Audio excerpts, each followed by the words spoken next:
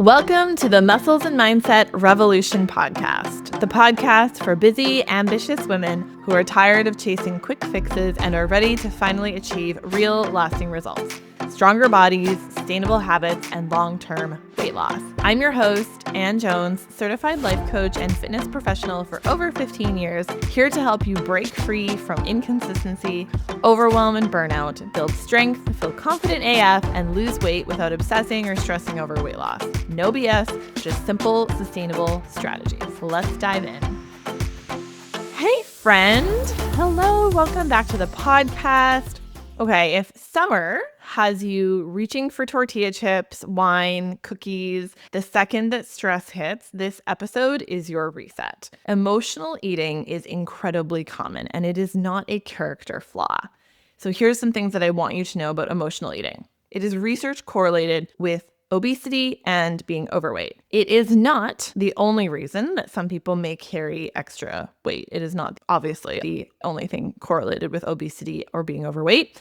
People who have never struggled with their weight also emotionally eat. I definitely emotionally eat in at times when I was not overweight or obese. Emotional eating is not disordered eating, but it can lead to disordered eating when it becomes your default coping strategy, coping mechanism, or as we call it in Muscles and Mindset, SPB, self-protective behavior. Now, I have heard that my absence has been noted. So if you're wondering why this episode is coming out a little later than usual in the week, it's because May was wild, y'all, and super fun. I met my mastermind in Nashville where I was like soaking up goodness with them. And then I flew home and pretty much immediately hosted our first ever live event here on the Sunshine Coast for our Muscles and Mindset clients, which was so fulfilling and so fun. And then we launched Summer 60, which is our annual 8-week fitness and accountability program, which is now officially underway. Although if you did miss out on Summer 60, I will have another option coming for you in just a day or two. So make sure that you're on my email list via the link in the show notes here. So whether you're new or you found me through Summer 60 or our recent Strong Her Challenge, welcome. And if you are a loyal listener, thank you for being patient while I catch my breath. So today's episode is for the woman who's not looking for another diet plan. She's looking for peace, she's looking for self-trust, and she's looking to feel ease in her body again. So let's dive in. Real quick, this episode is sponsored by Muscles and Mindset. Muscles and Mindset is my signature fitness, mindset, and nutrition coaching program where we help clients integrate this work long-term with coaching support every step of the way. And you can always apply via the link in the show notes. Okay, emotional eating part 1. I eat because I'm unhappy and I'm unhappy because I eat. That line from Fat Bastard in Austin Powers, if you are a millennial, you will know. It's funny because it's true, right? It's funny because it's Mike Myers, and it's funny because it's true. But emotional eating is not about weakness. It is not about being lazy, and it's definitely not about needing more discipline. The real question is, what problem are we actually dealing with? There are a few things that it could be. It could be food addiction, which is chemical, neurological, and less common than people think. It could be binge eating disorder, which is diagnosable and psychological. And again, far less common than emotional eating, which is the most common and often the most misunderstood. Most of the women who we work with are dealing with emotional eating. So common, right? We honestly all emotionally eat at one time or another. Most of the women who we work with are not eating 3 fast food meals a day. They're not addicted to sugar, even if they have been led to believe that they are either truly hungry or stuck in a loop. Emotion, food, guilt, repeat. Emotion, food, guilt, repeat. Does it sound familiar? Please remember, we're going to talk about this a little bit more, but emotion can be literally anything. It can be anger, sadness, frustration. I would say stress is the most common one, which is why we want to integrate other stress management techniques, but it can also be boredom. Boredom eating is still emotional eating. And then it's emotion to the eating, to the guilt, which remembering the difference between guilt and shame. Guilt is I did something bad or the thought I did something wrong. Shame becomes when it's like, I am wrong. There is something wrong with me, which I do see often with emotional eating as well as it can lead into shame, as can many self-protective behaviors. Okay, part 2, why restriction actually makes emotional eating worse. So you try to fix it, right? So you say, I'm an emotional eater. I eat when I'm stressed. Perhaps you binge eat, or it's just a little bit of emotional eating or whatever. What I see most often is you try to fix it. You cut carbs. You start another meal plan, or you look for the correct meal plan, or you swear off sugar. Again, no sugar, no sweets. Here's the kicker. Restriction actually feeds emotional eating. It's actually making the problem worse. Restriction for emotional eating is actually like trying to put out a fire with gasoline, because emotional eating isn't about food. It's about regulation. It is your nervous system looking for a way to feel better fast, right? I think that probably speaks to you. You feel uncomfortable, you feel the emotion, you feel bored, you feel stressed, you feel sad, you feel lonely. You eat to feel better fast, to avoid discomfort, which is the reason that we do many things that we do, including all the SPBs, self-protective behaviors, aka our coping mechanisms. Now, when we label that response as bad or weak, that is when we layer on shame. And nothing good grows from shame. And shame is more challenging to get away from than simply the thought that happened, or I did that, or I ate that. Shame starts to become like a part of us, and it is quote unquote fixable, which is what we're talking about today. So that leads me to part 3, which is that the real work to eliminating emotional eating begins with your thoughts. So here's what we teach inside Muscles and Mindset. And just to be clear, if you don't already know, I have a fitness background. I have a life coaching background, and I have 2 amazing full-time coaches on my team who work with our clients inside Muscles and Mindset. And Coach Natalie has been a nutritionist for many years, and she has her own nutrition journey and story. And she is a holistic nutritionist, so she is excellent at looking at the big picture. And then Coach Taylor is a Moderation 365 nutrition coach, and Moderation 365 is a nutrition psychology certification produced by my business coach and mentor, Jill Coleman. And I actually gifted it to Taylor. I put her through it because it spoke so well to both of us, because I am all about moderation. I'm not about elimination forever, black and white. I'm like, all the things fit. And Taylor loved it too. And I put her through it. And now that is what she does with clients, which is very much all foods fit, everything in moderation, learning to listen to hunger cues. And so inside Muscles and Mindset, we actually have a 10-step nutrition protocol, and it brings in nervous system regulation, some concepts of intuitive eating, nutrition education, macros and micros education. I love to blend all the things that we have, because I really think that we can only heal anything to do with our habits at the level of the body. And we still need the science, the nuts and bolts, the nutrition education, right? So that's what we do inside the Muscles and Mindset 10-step nutrition method. And I'm going to share a little bit of it with you right now. And so inside Muscles and Mindset, whenever we're coaching or I'm coaching a client on anything behavior or habit related, or even just a thought, we always start with the thought. Your actions begin with your thoughts. The circumstance is just a thing that is happening. We often allow our circumstance to dictate our actions, our feelings, and our mood. But our circumstance is actually just a thing that's happening. The thought that we have about the circumstance is what causes us to have a feeling, which causes us to have an action, which creates our result. And this is what I walk our clients through. So there's a circumstance, like something happened, your boss yelled at you, you have a thought, I'm an asshole, I suck, whatever. Makes you feel stressed, you emotionally eat, you get a result, right? Which is either just like your digestion sucks, perhaps over time you gain weight, or it becomes a spiral like we talked about of you like go into guilt. That's a new emotion, then you emotionally eat again, and it starts a whole spiral. That's just one example, right? But what I really want to come back to is that your actions start with your thoughts. Most of us are having the same, I believe it's 60,000 thoughts every day. We're having the same 60,000 thoughts on page today as we did yesterday. And if those thoughts sound like, I can't stick to anything, I've already screwed up, might as well just eat more, like, what's the point? I just need to lose 10 pounds and then I'll be happy. Then of course you'll feel out of control, right? But this is the real work, actually, not eliminating chocolate, although we might have to do that for a short amount of time if that's a trigger food. But in the long term, that's not the answer. But shifting how you think and feel in the moments that trigger the urge to emotionally eat. Part 4, feel your feelings without using food as a buffer. And today we're talking about food, but as I mentioned, there is a laundry list of self-protective behaviors: addiction, shopping, porn, exercise, alcohol, drugs, fidgeting, overworking, caretaking, procrastination, a billion things that you can use as a buffer as a self-protective behavior. Today, we just happen to be talking about using food because it's a super common one and socially acceptable. This is something I was actually talking to Coach Taylor about right before this, is like, we're taught to do this. We're taught societally. How many movies, particularly in my generation, include a breakup and a tub of ice cream?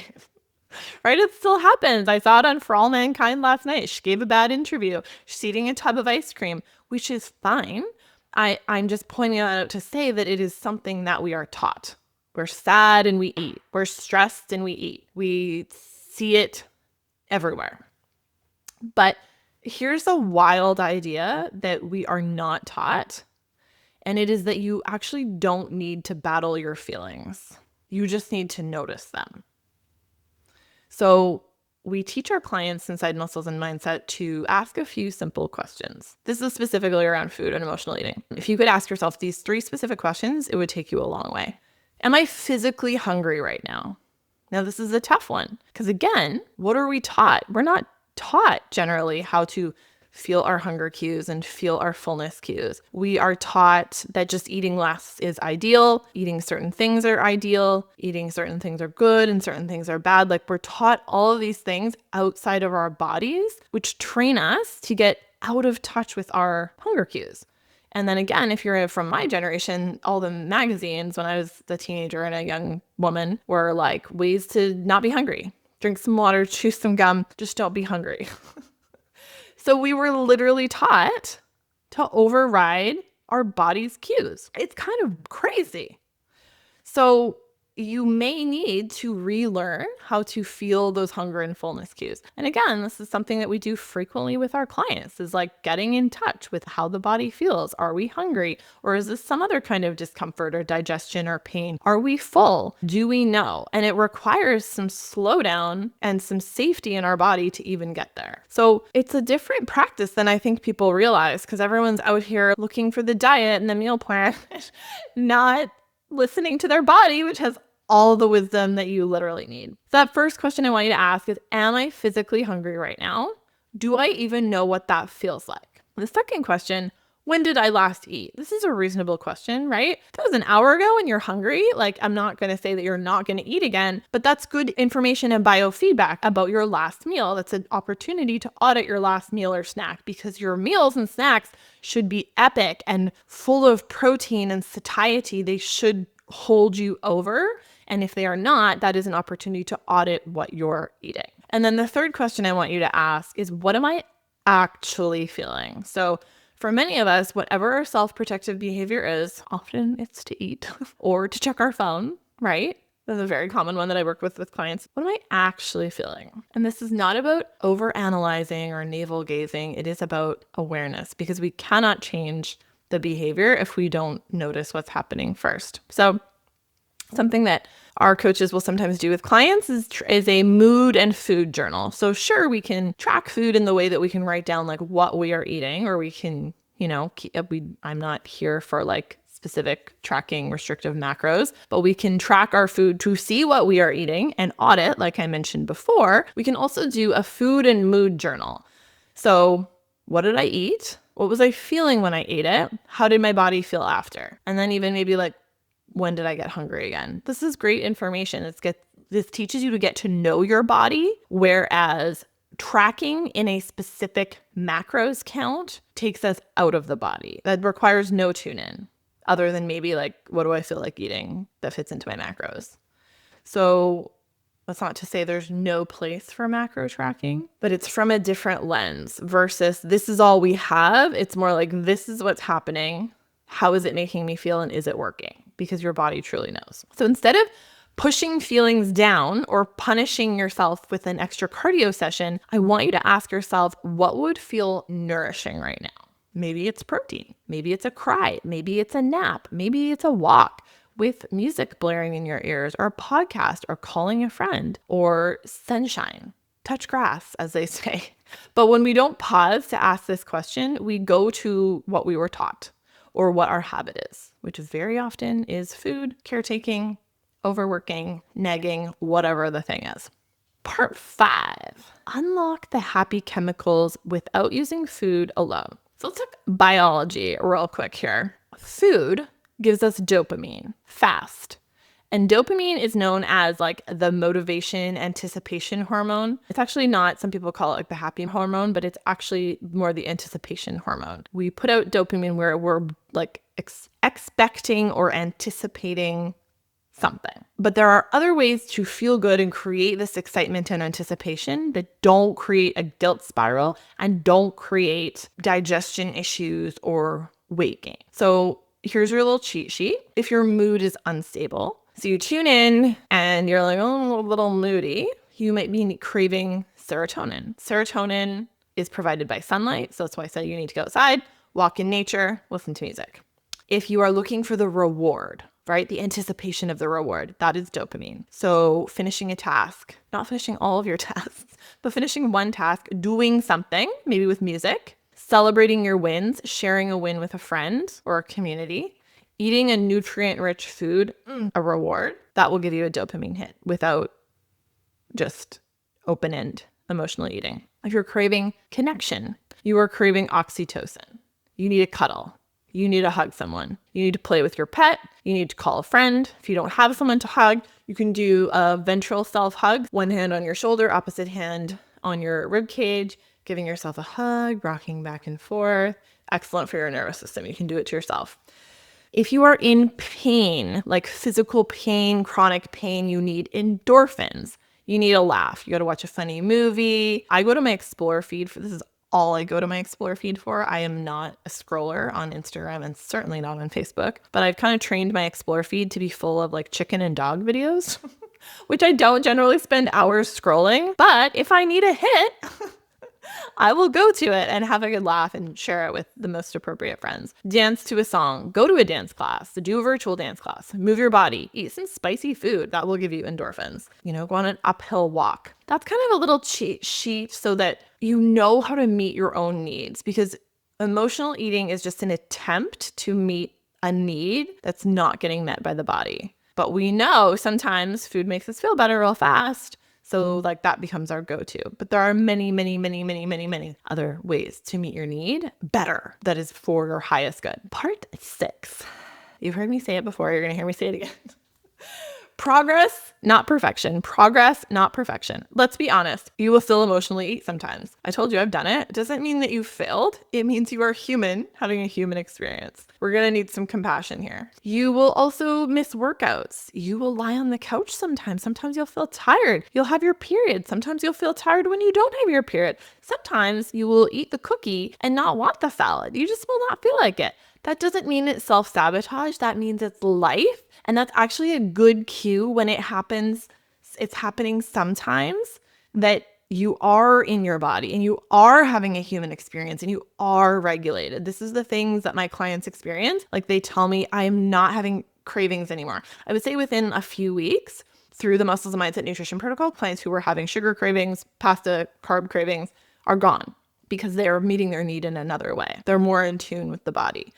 And they will get that craving when they're in Italy for pasta, or they will on a hot day have a craving for orange sherbet or whatever. When they get very specific like that, that's you really listening rather than just anything, carbs, sugar, sweet all the time. So that's a good differentiator. All that to say, the broad, general, consistent cravings will go away and the very specific fun cravings will show up. You will honor them and cool. That's life. That's the point. What matters is, can you keep showing up the next day?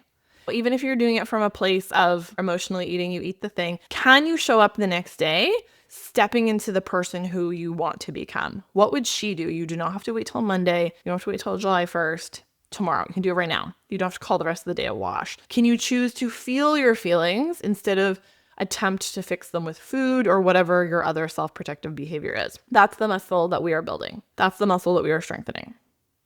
The capacity to do this is already in you.